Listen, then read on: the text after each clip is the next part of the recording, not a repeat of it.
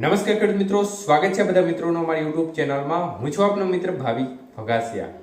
તો મિત્રો, ખાસ કરીને આ વિડીયોના માધ્યમથી આપણે વાત કરવાની છે આજે ગુજરાતના કયા જિલ્લામાં ધોધમાર વરસાદની શક્યતાઓ રહેલી છે, વાવણી લાયક વરસાદ જોવા મળી શકે છે તે વિશેની માહિતી આ વિડીયોમાં જોશું. તો જે પણ મિત્રો નવા હોય તે ચેનલને સબસ્ક્રાઇબ કરી લેજો.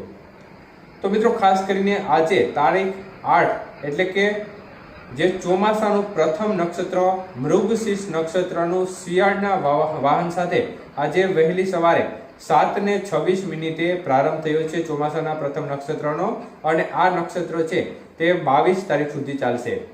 તો આજે જે વરસાદના વિસ્તારો છે, આજના વિસ્તારો છે તેને બાદ કરતા આવતીકાલથી વરસાદના વિસ્તારોમાં મોટો કાપ મુકાઈ જશે.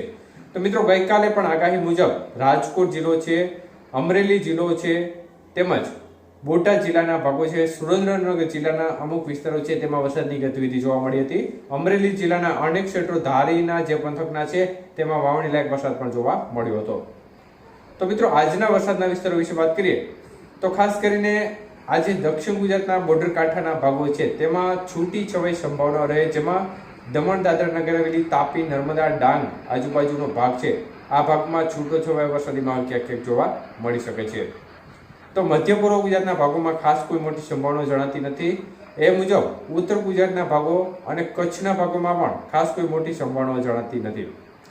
સૌરાષ્ટ્રના વિસ્તારો વિશે વાત કરીએ તો મિત્રો, સૌરાષ્ટ્રના ભાગોમાં આજે જૂનાગઢથી લઈ અને બોટાદ વચ્ચેનો ભાગ, રાજકોટથી લઈ અને અમરેલી વચ્ચેનો ભાગ, મતલબ કે જે આ વિસ્તારનો પટ્ટો છે, આ વિસ્તારના ભાગો છે એની અંદરના વિસ્તારોમાં વરસાદની શક્યતાઓ રહેલી છે. એટલે કે ખાસ કરીને રાજકોટ જિલ્લો છે અને અમરેલી જિલ્લાના ભાગો છે તેમાં આજે પણ ખૂબ સારી વરસાદની ગતિવિધિ જોવા મળશે.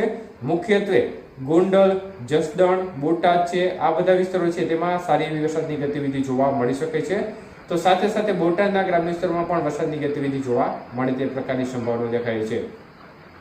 તો આને બાદ કરતા બીજા વિસ્તારોમાં આજે શક્યતાઓ ઓછી દેખાઈ રહી છે, પરંતુ મુખ્ય અસર જૂનાગઢ, અમરેલી, રાજકોટ, બોટાદ અને ભાવનગર જિલ્લાના ભાગોમાં રહી શકે છે.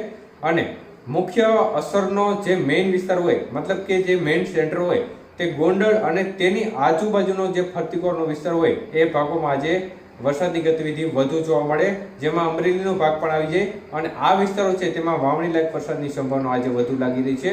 બાકીના વિસ્તારોમાં સંભાવના ઓછી દેખાઈ રહી છે. તો આવતીકાલથી વરસાદના વિસ્તારો છે તેમાં મોટો કાપ મુકાઈ જશે. આભાર.